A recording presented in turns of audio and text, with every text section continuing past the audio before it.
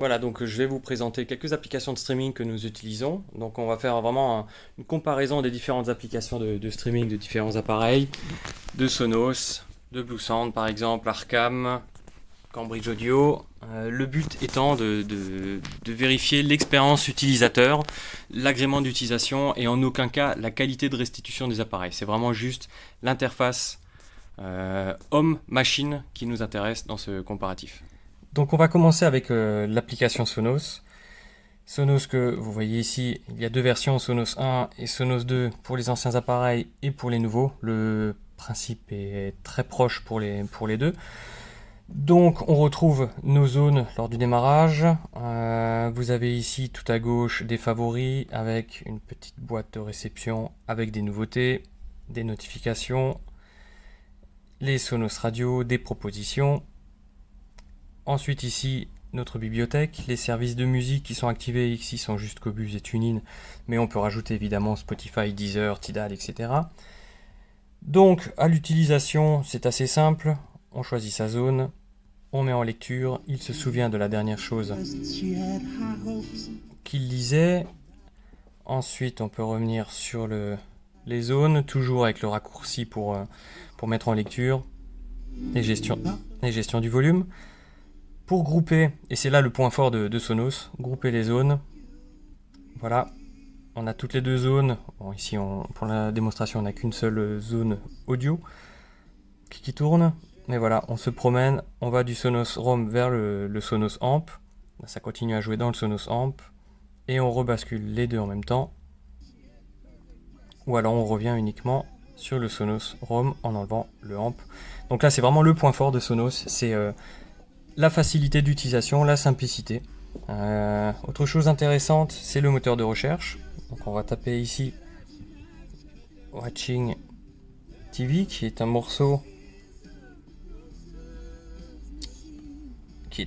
donc on va chercher un morceau de Roger Waters de l'album I'm Used to Death, qu'on retrouve dans notre bibliothèque musicale, mais qu'on retrouve aussi éventuellement sur Qobuz. C'est aussi un point fort de Sonos, c'est d'avoir un moteur de recherche qui va chercher indifféremment dans la bibliothèque ou dans le service de musique.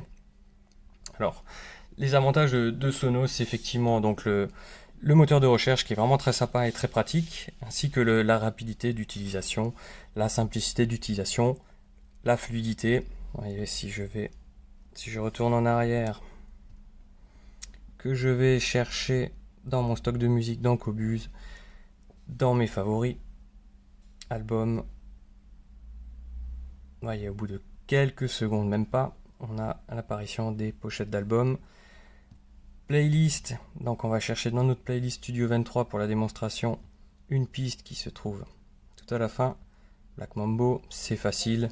Fluidité du scrolling, vraiment très très agréable. Dernière chose à étudier, c'est la playlist et comment la modifier. Donc là, elle apparaît sur le côté, donc on va faire modifier. On scroll, on choisit la playlist, de la playlist la piste à supprimer, qui disparaît juste de la playlist en cours, hein, évidemment. Terminé. Modifier, on peut changer très facilement l'ordre également. Terminé. Et pour vider la playlist, très très simple. Donc voilà pour Sonos qui est quand même le leader entre guillemets du multi-room grand public. Évidemment ce sont les plus anciens aussi, ils sont arrivés en 2002. Plus récemment EOS, donc Denon, donc voilà le menu principal. Donc là par contre par rapport aux services de musique compatibles on en a quand même moins. On est compatible Deezer, Spotify, TuneIn, Tidal, Napster, SoundCloud. Chose intéressante sur le menu, c'est qu'on peut bouger nos favoris assez facilement. Ensuite, nous avons ici les trois onglets d'utilisation. Alors, il faut un petit temps d'adaptation pour ces onglets-là. C'est un peu le même principe que Sonos, mais voilà, là on en a trois. Donc, celui tout à gauche qui permet de voir les zones, donc de EOS 1 pour la démonstration, le stock de musique et les playlists en cours. Donc, on va essayer de chercher dans EOS 1 de la musique TuneIn. Là on n'est pas compatible Qobuz, donc mon test habituel ne va pas fonctionner. Donc on va chercher une station de radio sur le blues par exemple. Donc vous voyez l'application, alors l'application depuis ses débuts n'a pas beaucoup changé, elle est un petit peu austère, elle reste lisible, mais effectivement en termes d'esthétique, elle est un petit peu austère. Donc en cours de connexion sur la radio. Voilà, là il y avait une petite latence, mais ça vient principalement de la station de radio. Gestion du volume. Donc on remarque un tout petit peu, mais c'est léger, une latence un petit peu plus grande que sur le système Sonos. Pour les groupes, le multiroom, on vient glisser les zones ensemble, on regroupe les pièces. Voilà. Et quand on gère le volume de manière globale ou de manière séparée pour chaque enceinte, on a une bonne réactivité globalement. C'est quelque chose qui marche plutôt pas mal. Donc concrètement, c'est pas une mauvaise application. Elle marque un petit peu le coup des années. Ça serait bien qu'elle soit un petit peu modernisée. L'ajout de Qobuz en natif serait aussi un bon point. On a quand même Spotify et Deezer qui sont les plus utilisés dans le monde grand public. Tidal aussi un petit peu en Wi-Fi. L'ajout de pièces, voilà, se passe ici, de pièces ou de zones, se passe ici dans la petite molette. C'est pas forcément le plus instinctif. C'est ici que se passe pas mal de choses. Mais voilà, ça reste fonctionnel, ça fait le boulot, mais c'est pas forcément la plus agréable à utiliser. Donc on va voir maintenant l'application de chez Bluesound. Donc Bluesound c'est quoi? Bluesound c'est le département spécialisé de NAD qui s'occupe du multiroom. Donc il existe plusieurs appareils, hein, comme toujours, comme tout ce qui est multiroom, donc que ce soit Sonos, Denon, EOS donc, et Bluesound, on est sur des choses assez similaires, c'est-à-dire que vous avez un streamer pur, donc, qui permet de se brancher sur une chaîne Wi-Fi, mais également aussi des enceintes autonomes comme celle-ci chez EOS, chez Sonos, ou alors ce modèle-là de chez Bluesound. Voilà. Donc pour l'utilisation de l'application, ici en haut à droite, on a les différentes zones. C'est ici qu'on peut regrouper les zones en appuyant sur le plus. Voilà, donc là on a les zones qui jouent tout ensemble. Hop. Pause, lecture. Donc on voit bien ici, il y a eu un petit bug d'affichage, c'est très rare. Mais on a bien les trois zones qui jouent, donc Node 3A plus 2. Ensuite, le menu principal, le stock de musique. Voilà, ici le menu principal. Au milieu, le stock de musique. Et sur la droite, la playlist en cours. Avec le raccourci en dessous pour voir en gros plan l'album. Passer à la suivante, précédente. Fonction de replay, bon, qui existe sur toutes les applications. Donc là, on est quand même sur plus ou moins sur le leader en termes de simplicité d'utilisation, de compatibilité. C'est vraiment quelque chose de très sympa. Là, en l'occurrence, quand on va voir services musicaux, on a la liste des services compatibles. Donc Amazon Music, Amazon Alexa, Deezer, Napster, Qobuz, Radio Paradise, Spotify, Tidal, TuneIn. Donc les gros principaux sont là.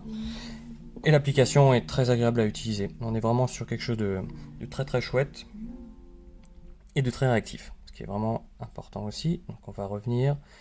Donc le petit test, on va aller chercher son favori. Voilà, donc dans les favoris, ici vous avez retrouvé les playlists, les albums, les morceaux, donc les morceaux les plus écoutés. Il y a quand même une espèce de petite intelligence dans le soft de chez Bluesound,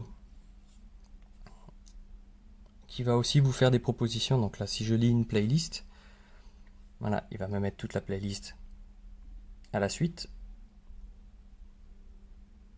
Ensuite, si on veut modifier, on peut l'effacer comme ceci,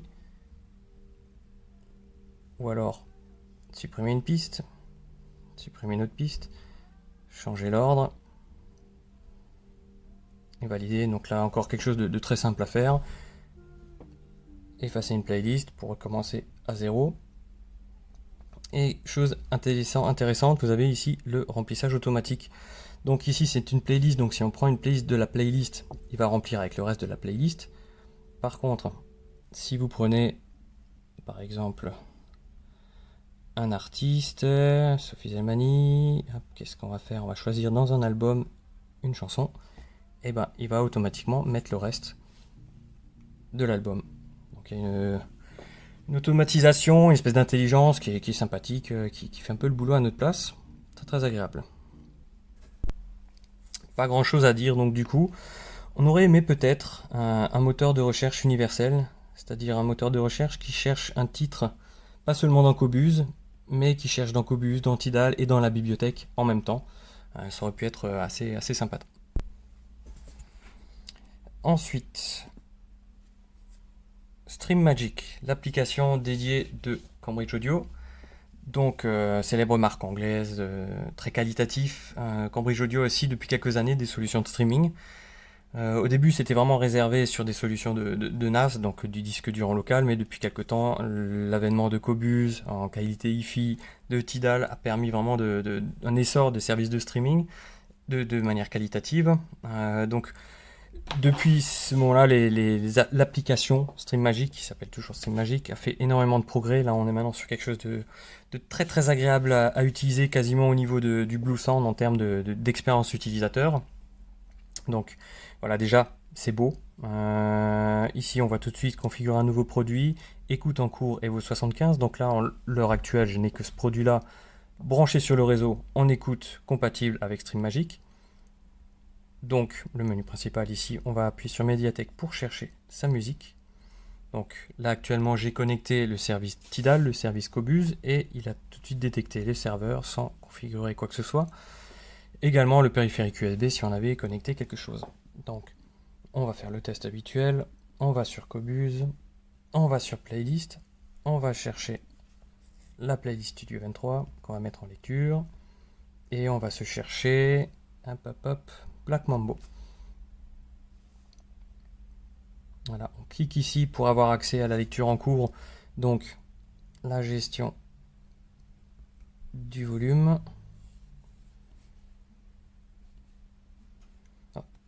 Voilà. Donc très très belle réactivité.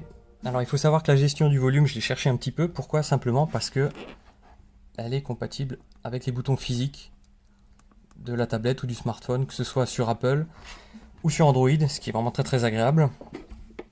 Donc ici la piste en cours de lecture. Bon, ici on voit qu'on est sur une 96 24 bits. Évidemment tout ça c'est compatible fichier à haute résolution de chez Qobuz. Et ici la playlist. Donc on va faire pareil. On va regarder comment se passe la modification des playlists. Toujours le même principe. À gauche le petit sens interdit pour supprimer. Et à droite changer l'ordre.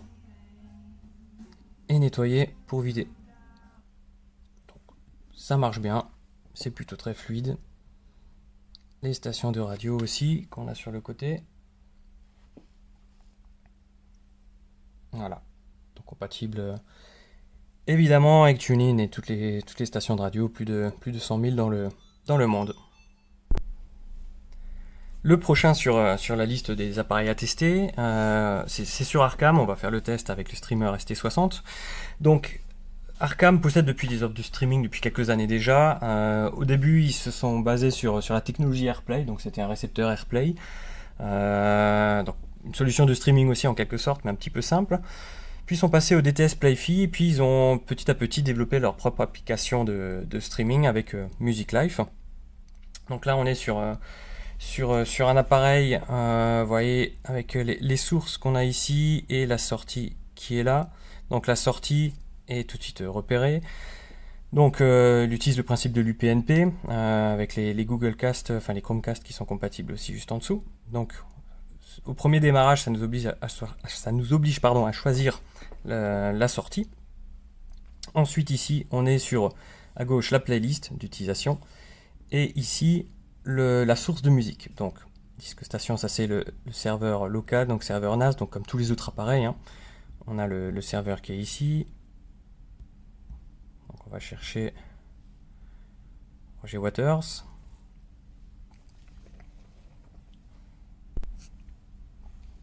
Alors c'est peut-être pas par album, c'est plutôt par artiste. Voilà. Alors bon, Là, on remarque tout de suite que c'est moins rapide. Donc Roger Waters, I'm Used to This. Et je voulais lancer Watching TV. Voilà, il a balancé tout l'album dans la playlist, mais il a mis la chanson qui nous intéressait. Hop. Voilà, donc l'appareil est compatible. Hop. Service de streaming, les radios, toujours par TuneIn, Tidal, Napster, Deezer, Qobuz et iRes Audio. Donc tout ce qu'il faut. Donc on va passer dans notre Qobuz, on va aller chercher dans nos favoris. Dans les playlists, la playlist Studio 23, on va aller chercher la dernière piste. Donc là aussi, on a une belle fluidité. Par contre, une petite latence. Donc là, on est confronté à un petit problème, à une petite lenteur, une latence. Effectivement, quand on rajoute une playlist suffisamment longue, là en l'occurrence, on a 42 morceaux, dans l'appareil, il se passe un petit délai, il y a vraiment une petite latence. Alors, effectivement, chez Arcam, on est sur des systèmes qui sont encore en cours de développement, on va dire. C'est-à-dire que l'expérience utilisateur, donc voilà, c'est pas la meilleure, elle est un petit peu lente. Par contre, les équipes d'Arcam sont vraiment très actives sur leur système et des mises à jour très fréquentes arrivent sur le marché. Les équipes d'Arcam sont effectivement très à l'écoute des remontées d'utilisateurs. Et là, je sais qu'une grosse mise à jour va arriver d'ici quelques temps, donc peut-être on refera une vidéo à ce sujet-là. Voilà, et pour la dernière zone, nous allons nous intéresser à l'application de chez Moon qui s'appelle l'application Mind. Alors, qu'on va retrouver ici. Donc voilà, là, à l'heure actuelle, j'ai deux appareils sur le système, donc le Mind 280D et le Moon Ace. Donc on va s'installer sur le Moon Ace qui vient de se commuter. Donc à gauche la playlist, ce qui est en cours. Il se souvient qu'il a une playlist de 52 pistes qu'il est en mode arrêté. Et ici le stock de musique que nous avons ici sous Qobuz, Spotify, Deezer, iRes Audio, des stations de radio, de lecture enregistrée, de la lecture en local pour l'iPad et éventuellement des serveurs compatibles UPnP. Ici le disque station, donc on va faire la petite recherche de Waters.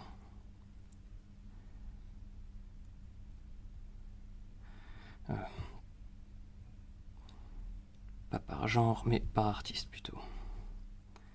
Et voilà, ça va être plus simple comme ça. Voilà, il l'a trouvé. Donc toujours I'm Used to This.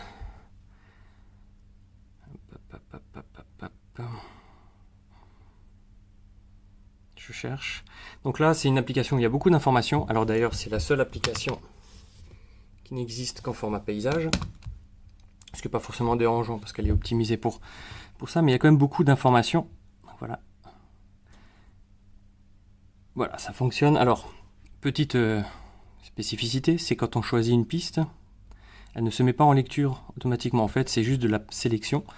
Ensuite, on choisit de la jouer ou de la mettre en file d'attente. Donc la voici ici en file d'attente. Et en train de jouer d'ailleurs. On peut jouer avec le volume. Sur cet appareil, on peut jouer avec le volume sur l'application. Pourquoi ? Parce que c'est un appareil tout en un, donc pas d'ampli séparé. Voilà la raison pour laquelle. Alors, modifier la playlist. Voilà, le même principe. Un petit sens unique à gauche. Et à droite pour le déplacer. Et on termine ici pour tout effacer. Et pour recommencer, donc on va faire un manip qu'à l'habitude sur Qobuz.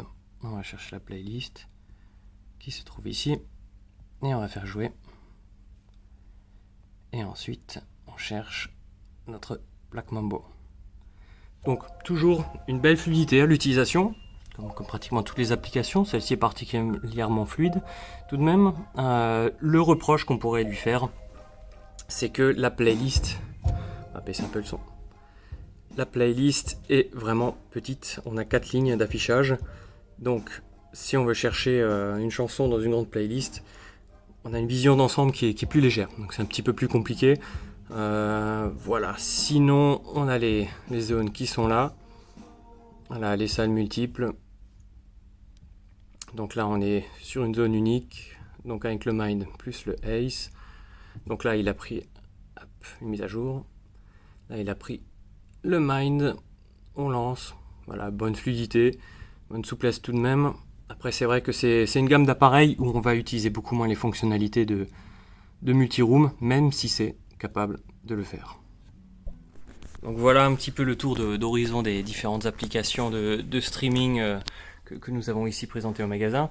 Donc voilà, pour résumer, l'application Sonos, l'application Cambridge et l'application Bluesound ont vraiment notre faveur pour une simplicité d'utilisation, vraiment une expérience utilisateur très très agréable. Si jamais ça vous intéresse, dites-le moi en commentaire, je pourrais faire une autre vidéo avec une explication un petit peu plus poussée, un petit peu plus technique de ce qu'est le Chromecast, l'AirPlay, le Bluetooth aussi, ça peut intéresser techniquement, l'UPnP, le DLNA, donc voilà toutes ces technologies inhérentes au streaming qui peuvent nous causer bien des soucis quand on ne sait pas exactement ce que ça fait. Voilà, allez, à bientôt, ciao ciao.